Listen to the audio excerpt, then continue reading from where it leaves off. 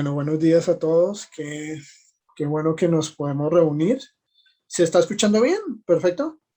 Que tengo acá, estoy utilizando manos libres y nunca los había usado, entonces, Ah, ok. eh, ok, sí, gracias, Pau.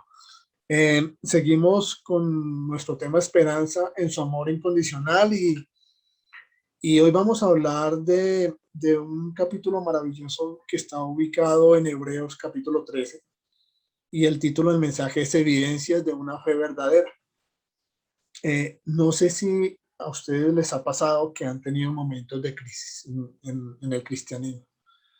Y cuando uno se enfrenta a situaciones duras de dolor, uno se pregunta y se cuestiona muchísimas cosas.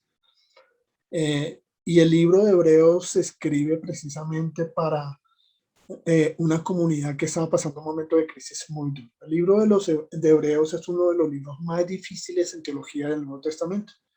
Y es difícil porque este libro es escrito eh, eh, eh, de una manera que utiliza mucho el Antiguo Testamento. O sea, no hay ningún otro libro en el Nuevo Testamento que use el Antiguo Testamento como lo usa el libro de Hebreos. Es así como menciona Génesis, pasaje de Génesis 43 veces, Éxodo 38 veces, Levítico 23 veces, Números 19 veces, Deuteronomio 24 veces, y utiliza muchísimo el libro de los Salmos. Aunque mencionan muchísimas cosas que tienen que ver con el pueblo hebreo y la cultura hebrea, es uno de los mejores libros que está escrito en griego. Utiliza el mejor griego de todo el Nuevo Testamento, es el libro que se escribe en los hebreos. Y habla precisamente para fortalecer la fe de quienes los estaban escuchando. ¿Qué les parece si oramos para que Dios en los momentos de angustia, por ejemplo, en el momento de angustia de Esperancita, en el momento de angustia que de pronto muy posiblemente ustedes están pasando, o la crisis de fe que nos pueden haber pasado o que estemos pasando en este momento, Dios nos hable y nos fortalezca y nos permita ver esa confianza y que podamos evidenciar, a pesar de las circunstancias, esa fe verdadera, esa fe en quien hemos creído y quién nos ha salvado. Señor, te damos muchas gracias por tu amor y por tu fidelidad. Gracias por estar con nosotros. Tú nunca nos dejas. Tú siempre estás a nuestro lado acompañándonos en los momentos de crisis, en los momentos de alegría, aunque a veces pareciera que tú estuvieras en silencio, tú estás ahí. Permítenos hoy eh, descubrir, Señor, en tu palabra esa fe y esa certeza que nos debe permitir evidenciar que hemos creído en ti. En el nombre de Cristo Jesús. La carta de los Hebreos no se tiene certeza de quién la escribe. Se han planteado muchas teorías, que la escribió Pablo, Apolos, algunos dicen que la escribió Priscila, otros dicen que fue Clemente de Alejandría, Clemente de Roma. Y por el lado de Calvino, Calvino dice que la escribió Lucas. La carta de los Hebreos en este momento sigue huérfana, sin tener un autor. Los destinatarios sí eran judíos que habían aceptado la fe cristiana y conocían muy bien los temas que estaban plasmados en la carta, toda la simbología, todos los rituales que se mencionan en la carta a los hebreos. Pero estos cristianos estaban pasando por un momento de crisis de fe y muchos querían volver a esos antiguos rituales simbólicos que estaban en el Antiguo Testamento. Esta carta busca mostrar el plan de salvación que tenía cumplimiento en Cristo y que muchos de esos símbolos del Antiguo Testamento eran una pequeña muestra o una sombra de lo que Dios iba a hacer a través de su Hijo y lo que hizo a través de su Hijo, a través de su Hijo. Permítanme en un momento que se me desconfiguró aquí. Ya se me desconfiguró. Ya. Entonces, todo esto quería mostrar el ritualismo. El ritualismo no era otra cosa que una sombra de lo que significaba Cristo. Y todo este simbolismo era algo imperfecto, una sombra que ahora en Cristo era perfecto y mucho mejor. Es así como la epístola plantea que Jesús y su obra era superior a los profetas, que tenían una importancia una gran importancia para los hebreos. Era superior a los ángeles, superior a Moisés, superior al sacerdocio del Antiguo Testamento, superior a los sacrificios. Y todo esto era porque quería demostrar que toda esta imperfección y todo lo que nosotros necesitamos hacía parte de lo que nosotros somos. Todos somos susceptibles del pecado. Y todo esto anterior, todas estas simbologías no habían podido satisfacer ni cumplir lo que Dios requería. Y entonces hace una similitud entre el Israel como pueblo de Dios y ese Egipto que estaba representando el pecado. Todos nosotros estamos sumergidos en cierta forma o estábamos en Egipto, estábamos en el pecado. Y fue muy difícil sacar a Israel del pecado, pero lo más difícil era sacar del corazón de Israel a Egipto. Eso ha sido lo más difícil. La carta a los hebreos dice que al igual que le sucedió al pueblo de Dios, nos puede suceder a nosotros. Salir de Egipto requiere trabajo, implica una lucha por el desierto, un trajín diario y duro. Había que vencer los obstáculos. Es un peregrinaje y al igual que ellos, nosotros estamos recorriendo ese mismo camino en el desierto. Somos peregrinos y tenemos que vencer los obstáculos que el mundo nos presenta. Todo esto, todo este vencer y caminar, solo es posible con la ayuda de Cristo, por la fe en lo que Él es y en lo que Él ha hecho. Su sacrificio tiene consecuencias trascendentales que nos permiten vivir en victoria en este mundo de dolor y sufrimiento.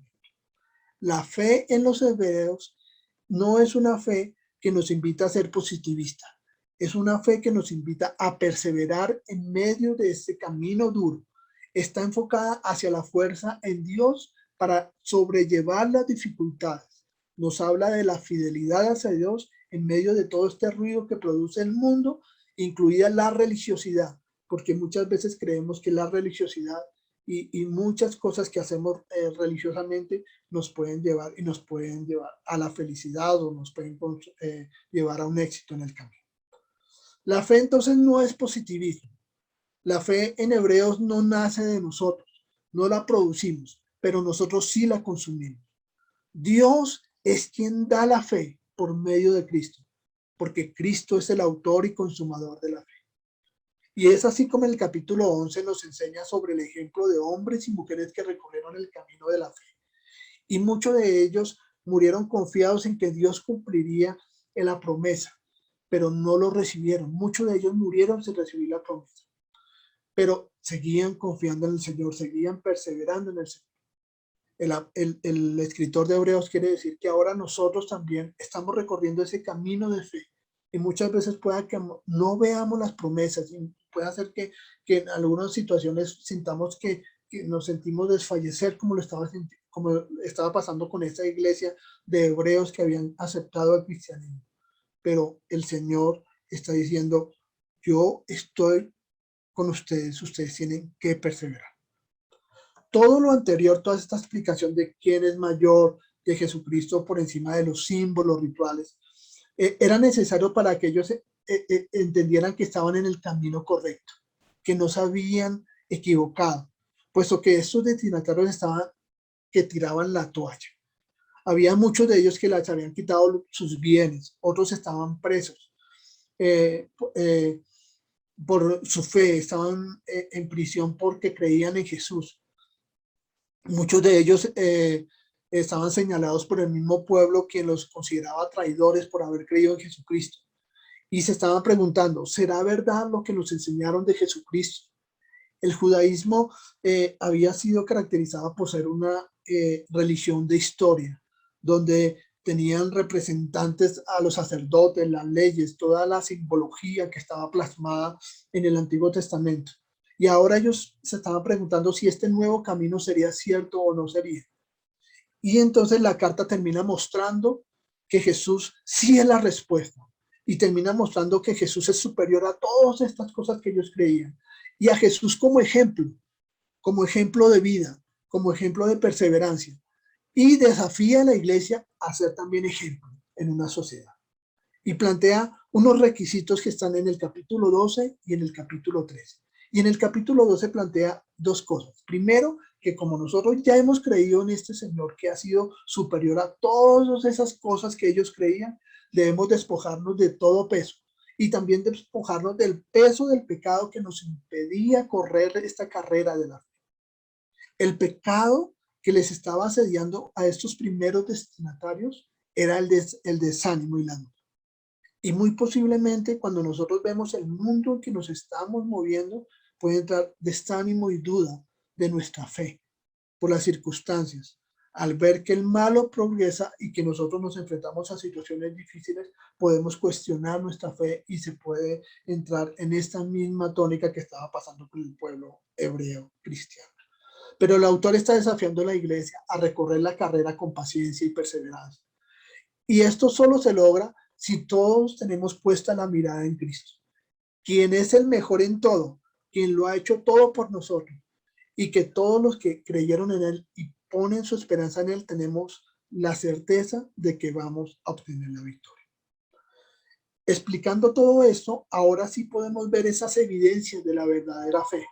Si nosotros hemos creído, si nosotros hemos evidenciado que Jesucristo es lo mejor, ahora hay unos asuntos prácticos que debemos practicar y hacer y dar ejemplo como lo hizo Jesús y también el ejemplo que lo dieron esos hombres que recorrieron el camino de la fe y que nos invita a nosotros a realizar.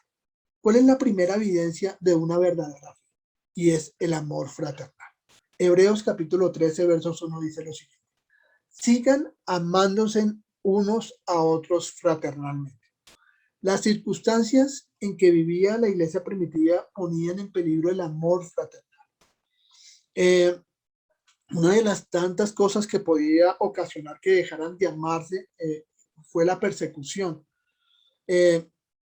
Con la persecución trataban de disuadir a las personas de que dejaran a un lado del camino del cristianismo. Y en algunos casos, cuando se tomaban preso algunas personas, obligaban a esas personas que fueran delatando a sus compañeros.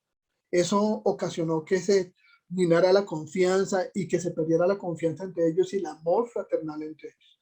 Pero el escritor plantea que debemos continuar con ese amor. Ese amor no quiere decir que nace de una manera súbita o mágica. Es un amor que en realidad caracteriza a un cristiano. Los cristianos nacimos para amar, somos hechos para esto y por eso nos conocen, que somos discípulos de Jesús. Juan capítulo 13, verso 35 dice: de este modo todos sabrán que son mis discípulos, si se aman los unos a los otros. El amor fue derramado por Dios mismo a nosotros. Romanos 5:5 dice lo siguiente: porque Dios ha derramado su amor en nuestro corazón por el Espíritu Santo que nos ha dado. Eso quiere decir que Dios es quien nos ha dado su amor y ha sido a través de la obra del Espíritu Santo. Nosotros amamos porque tenemos al Espíritu Santo en nosotros. Primera de Tesalonicenses capítulo 4, verso 9 dice lo siguiente: en cuanto al amor fraternal, no necesitan que le escribamos, porque Dios mismo le ha enseñado a amarse unos a otros. Eso nos caracteriza a nosotros, que nos amamos. El amor fraternal o el amor entre hermanos cristianos tiene que ver con esa bondad, con la misericordia, con el acompañamiento. No es solo palabra, no es solo decir yo te amo, es demostrar con hechos que somos buenos hermanos. Es un amor práctico. Yo quisiera preguntarles a cada uno de ustedes: ¿conocemos lo que está pasando con nuestro hermano en la fe, en la confraternidad? ¿Sabemos qué está pasando con ellos? ¿Sabemos si están pasando necesidades familiares, de salud, de emocionales, económicas? ¿O solo nos limitamos a asistir de vez en cuando a una reunión o a escuchar un devocional o a escuchar una predicación, a saludar y ya quedó listo, quedó todo solucionado? Y es que a veces pensamos que como estoy bien, no importa a los demás, no importa el otro. El amor fraternal implica que comparto lo que mi hermano está viviendo, lo que lo hace feliz, pero también lo que lo entristece. Estoy con él en las victorias, pero también estoy en las derrotas. Estoy con él cuando está logrando cosas buenas, pero también cuando falla, aun cuando peca, estamos ahí acompañando. Nosotros recibimos ese amor de parte de Dios. Y Romano nos dice que Dios muestra su amor por nosotros, que aun siendo Cristo, pecadores, Cristo murió por nosotros. Eso mismo espera el Señor de nosotros, que de la misma manera que hemos recibido el amor y la misericordia, demos ese amor y misericordia a nuestro hermano de una manera práctica. ¿Cómo lo hacemos? Pues siendo parte de nuestra comunidad, reuniéndonos, hablando entre nosotros, orando juntos, estudiando la palabra juntos, siendo humildes, viendo a mi hermano como superior a mí, compartiendo sus cargas, sus luchas, ayudándolos cuando podemos ayudar. Nuestra comunidad se llama confraternidad. Confraternidad significa relación de parentesco entre hermanos, relación de afecto y solidaridad entre un grupo de personas y un pueblo. Hagamos honor a nuestro nombre. Somos confraternidad. Estamos para ayudarnos unos a otros. Y qué bueno que dentro de 8 días vamos a tener la oportunidad de reunirnos otra vez presencialmente, poder saludarnos, podernos ver y poder compartir lo que está pasando. La primera evidencia es debemos tener amor fraternal. La segunda evidencia es la hospitalidad. Hebreos 13:2 dice, no se olviden de practicar la hospitalidad, porque gracias a ella, algunos sin saberlo, hospedaron ángeles. La hospitalidad normalmente envolvía proveer hospedaje y cuidado para los viajeros, para personas que no se conocen o extranjeros.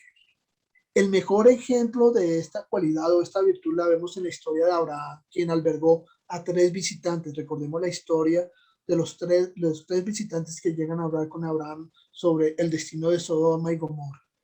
2 de ellos resultaron ser ángeles, el otro resultó ser el mismo Señor. El texto nos da a entender que no nos podemos olvidar de hacerlo. Es algo que se debe hacer de manera práctica en nuestras vidas. Y yo sé que es muy difícil en estos momentos y muy complicado abrir las puertas de nuestro hogar a personas que no conocemos. Ya hemos escuchado casos donde personas que han sido robadas, hay personas que han sido robadas o asesinadas cuando les abrieron las puertas a personas que quisieron ayudar y que no conocían. Ya hemos conocido muchísimos casos. Pero el texto bíblico nos dice que esta manera se fue interpretando de una manera diferente. Primera y segunda de Juan dice que esta práctica de hospedar se comenzó a practicar a personas que predicaban el evangelio y que compartían el evangelio. La palabra original en el griego para hablar de tener amor por los extraños es o tener este asunto de hospitalidad tiene que ver con amor y ser amigos de los extraños, amor por los extraños y ser amigos por los extraños. Y tiene que ver con mostrar calidez, amabilidad y ser generoso. En el tiempo bíblico era muy común recibir y atender a los visitantes. Era parte de la reputación de la comunidad. Toda esta práctica era comunitaria. Cuando se recibía a alguien, era toda la comunidad quien lo recibía. En muchos casos, dice el texto bíblico que en muchos casos cuando hospedaron a personas estaban hospedando a ángeles. Pero estos casos son casos específicos y partes de la historia del pueblo y del trato de Dios y el propósito de Dios en situaciones específicas. Pero Dios nos está invitando a que nosotros seamos amables, tengamos calidez, seamos generosos con las personas extrañas. En nuestro contexto, pues no tenemos que actuar con sabiduría. Como ya les dije, no podemos abrir nuestra puerta, nuestro hogar a cualquier persona. Pero lo que sí debemos hacer es actuar con bondad, amabilidad para con quien no conocemos. Qué bueno sería poder abrir la casa y hospedar a personas que no conozcamos. Pero es muy difícil. Pero tal vez sí podemos hospedar cuando una persona que conoce, que nos invitan o recomiendan y que nos dan buenas referencias, que necesita un lugar donde quedarse, poderle brindar un techo, una comida y una calidez. Mirémonos a nosotros como colombianos. ¿Cómo nos miran en el extranjero a nosotros? Recuerdo cuando viajamos a Estados Unidos, en Miami, dijimos que éramos colombianos y un mexicano le dijo, oh, colombianos tienen fama de narcotráfico, tienen fama de no sé qué, y nosotros nos sentimos muy mal. ¿Cómo nos gustaría que nos trataran en el extranjero? Tal vez no estamos buscando hospedaje, pero nos fascinaría que nos trataran con amabilidad, con respeto, y mucho mejor si Buenos días, nos tratan con calidez. ¿cómo va? Eso mismo esperan todas las personas que nos rodean. Todas las personas esperan ser tratadas ¿con qué? Con amabilidad, con calidez, con amor. Este principio tiene que ver con esa calidez con que debemos tratar a los que no conocemos, al vecino que no nos habla, y que si tenemos la oportunidad de ayudar, debemos hacerlo. Para quienes tienen necesidad y que de alguna forma le podemos colaborar. La hospitalidad tiene que ver con esa calidez y esa ayuda que nosotros podemos brindar a una persona extraña y que no conocemos. Pregunta, ¿cómo miramos a los extraños? ¿Existe xenofobia en nuestro corazón? Gálatas 6 nos dice que tengamos oportunidad de hacer el bien a todos, mayormente a los de la familia de la fe, pero si nos es posible también a los que no lo son. Y el Señor Jesús y el apóstol Pablo nos dice que debemos aún ayudar a nuestros enemigos y debemos mostrarle bondad, calidez para todos. Mateo capítulo 5 lo expresa de manera espectacular, dice. Pero yo les digo, amen a sus enemigos. Lo primero que vamos a hacer es amar a nuestros enemigos. Bendigan a los que los maldicen. Hagan el bien a los que odian, a los que los odian, y oren por quien los persigue. Para que sean ustedes hijos de su Padre que está en los cielos, que hace salir el sol sobre malos y buenos, que hace llover sobre justos e injustos. Porque si ustedes aman solamente a quienes los aman, ¿qué recompensa tendrán? ¿Acaso no lo hacen hacen lo mismo los cobradores de impuestos? Y si ustedes saludan solamente a sus hermanos, ¿qué hacen de más? ¿Acaso no hacen lo mismo los paganos? Por lo tanto, sean ustedes perfectos como su Padre que está en los cielos es perfecto. Es un llamado a ese desconocido, a ese que está afuera, a ese que no conocemos.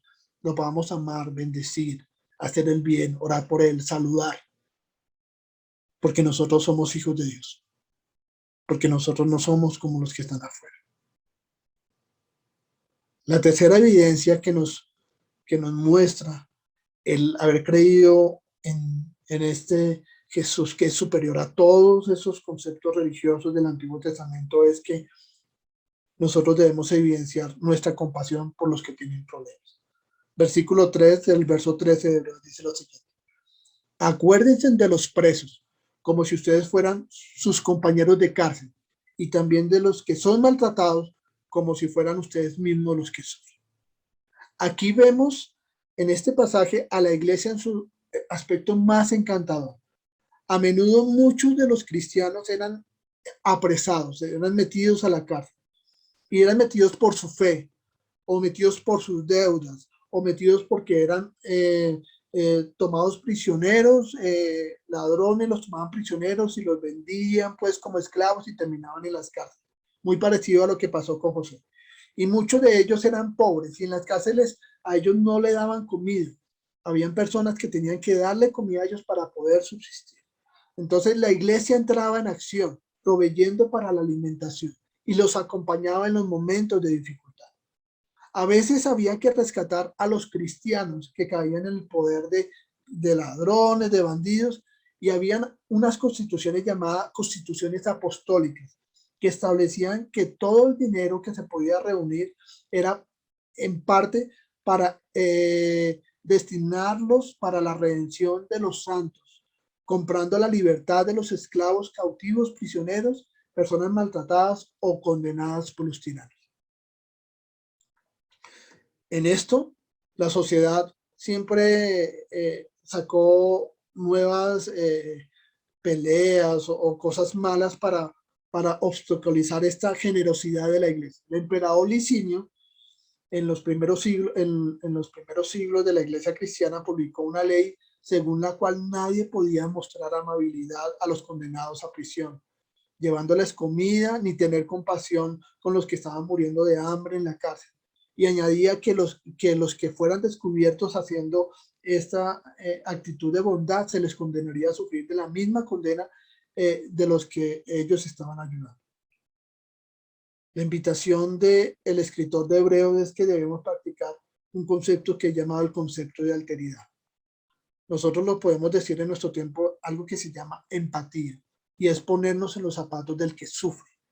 Y como plantea el texto, debemos ser como si nosotros fuéramos los que estamos sufriendo, como los que estamos en la cárcel, como los que estamos pasando una necesidad muy profunda. Qué maravilloso es el ministerio de cárceles. Qué maravilloso es poder brindarle esperanza y compañía y darle una voz de ayuda a una persona que está tras las rejas. Tal vez ellos nunca recibieron amor. Y qué bueno que la iglesia pueda cumplir este papel de llevar la palabra a los presos. Bueno, pero tal vez nosotros no tenemos el ministerio de ir a hablar a las cárceles, pero tenemos la oportunidad de, como iglesia, ayudar a alguien que necesita ayuda, que está pasando por necesidad, que está enfermo, que necesita un abrazo, que necesita sentirse acompañado. Qué bueno que podamos estar acompañando y ser ayudadores cuando una persona necesita que le ayuden, que lo defiendan. Qué bueno que nosotros como iglesia nos vamos a parar cuando hay casos de injusticia y podamos estar ahí acompañándonos y ayudándonos. Tenemos un Dios de compasión y Él quiere que nosotros tengamos compasión con nuestros hermanos menos. Mateo 25 nos dice que en los tiempos finales el Señor se encontrará con algunas personas y dice así: entonces dirá el rey a los que están a su derecha: vengan ustedes a que mi Padre ha bendecido, reciban su herencia, el reino preparado para ustedes desde la creación del mundo. Porque tuve hambre y ustedes me dieron de comer, tuve sed y me dieron de beber, fui forastero y me dieron alojamiento, necesité ropa y me vistieron, estuve enfermo y me atendieron, estuve en la cárcel y me visitaron. Y le contestaron los justos: Señor, ¿cuándo te vimos hambriento y te alimentamos, o sediento y te dimos de beber? ¿Cuándo te vimos forastero y te dimos alojamiento, o necesitado de ropa y te vestimos? ¿Cuándo te vimos enfermo de una cárcel y te visitamos? El rey les responderá: les aseguro que todo lo que hicieron por uno de mis hermanos, aún por el más pequeño lo hicieron por mí. Esta es la actitud que nosotros debemos tener por un mundo roto. Debemos tener compasión. Esa es una evidencia de que nosotros hemos creído en la fe verdadera. La cuarta evidencia de que hemos creído en una fe verdadera es la pureza. El verso 4 dice lo siguiente: tengan todos en alta estima el matrimonio y la fidelidad conyugal, porque Dios juzgará a los adúlteros y a todos los que cometen inmoralidades sexuales. Muchos escritores antiguos hablan de honrar el lecho matrimonial. El lecho es una expresión idiomática para las relaciones sexuales. Un relato se excede en enfatizar que la pureza de una virgen estaba en que no había sido nadie se había sentado en su cama. La inmoralidad sexual predominaba en los tiempos donde fue escrito el libro de Hebreos. Los hombres de la sociedad greco-romana, la cual aceptaba la prostitución, la pederastía, las relaciones homosexuales, el sexo con esclavas, era algo que era muy común y eran prácticas griegas comunes. Hasta que un varón era lo suficientemente mayor, se podía casar. Y unos cuantos filósofos griegos inclusive promulgaron que el matrimonio era algo aburrido, pero que la satisfacción sexual era necesaria. El escritor del libro de los Hebreos no está de acuerdo y no acepta los valores de los griegos, sino que nos invita a que tengamos como honroso los valores de Dios.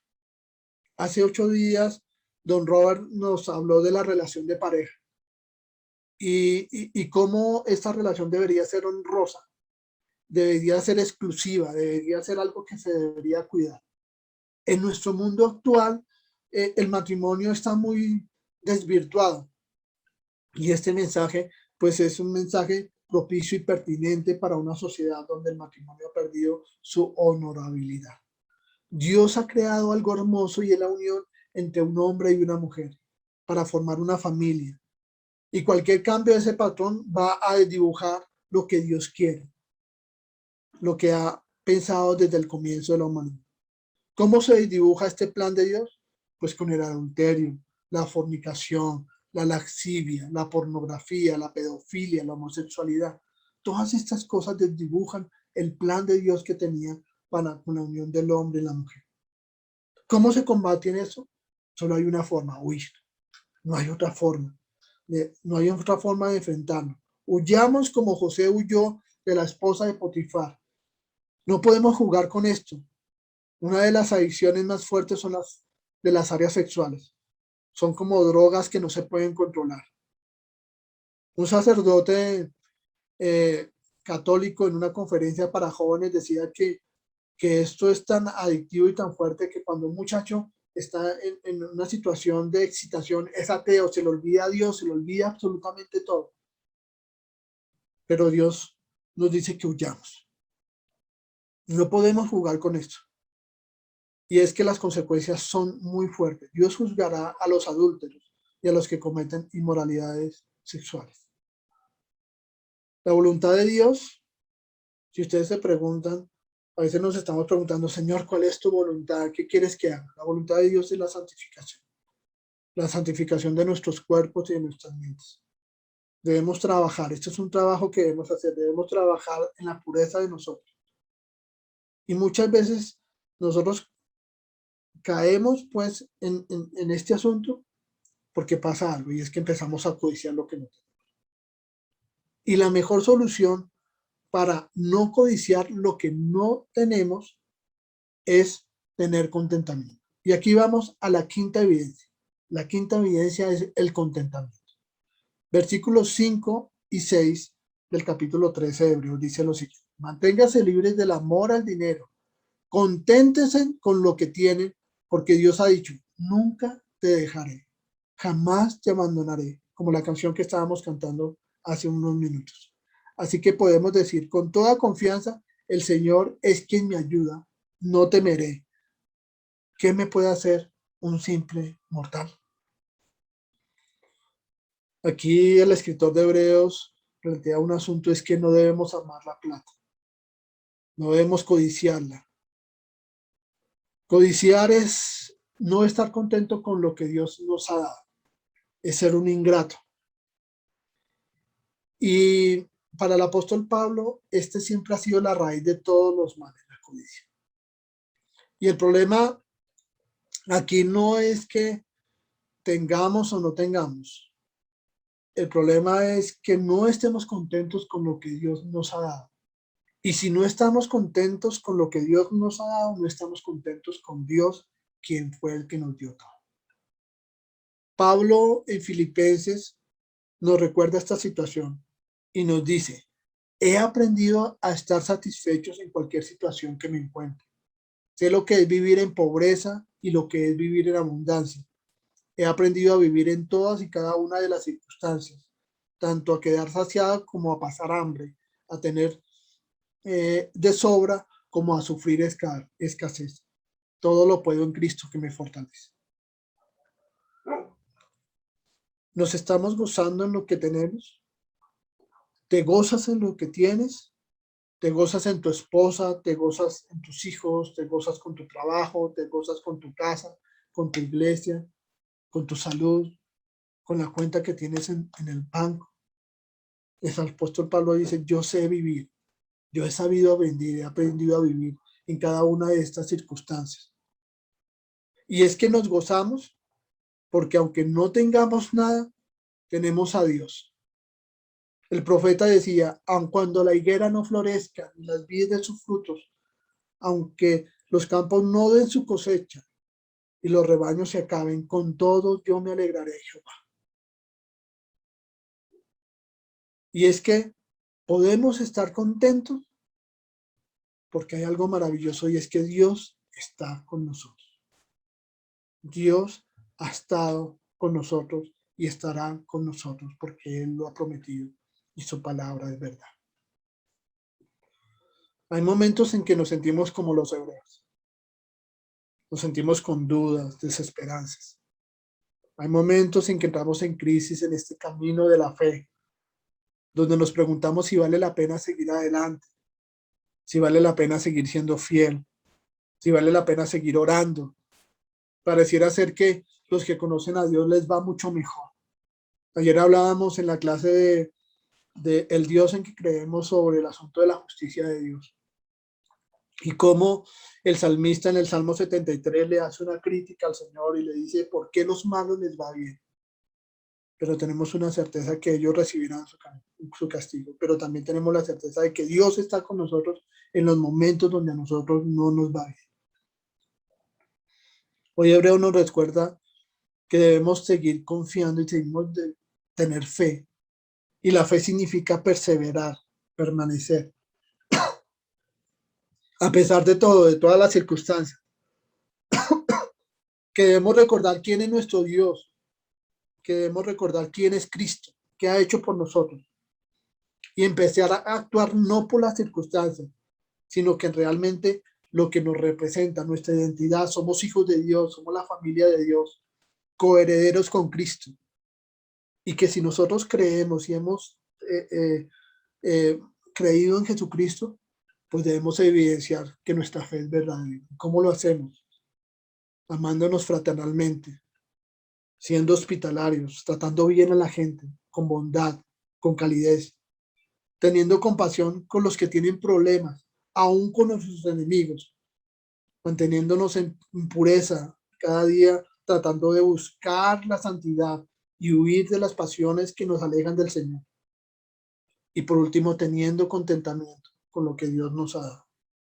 Esto evidencia que nosotros hemos creído en Cristo. Y Cristo es lo mejor. ¿Por qué no oramos al Señor y le pedimos que nos ayude? Señor, te amo, muchas gracias por tu amor y por tu misericordia. Gracias por tu palabra, Señor, que es verdad. Que podamos evidenciar, Señor, que tú eres lo mejor y que las circunstancias no nos muevan, Señor. Que podamos seguir compartiendo como comunidad ese amor fraternal, que podamos tener compasión, que podamos practicar la pureza, tener contentamiento, Señor maravilloso. Necesitamos de tu ayuda. Ayúdanos a vivir como tú quieres. En el nombre de Cristo Jesús. Amén y amén.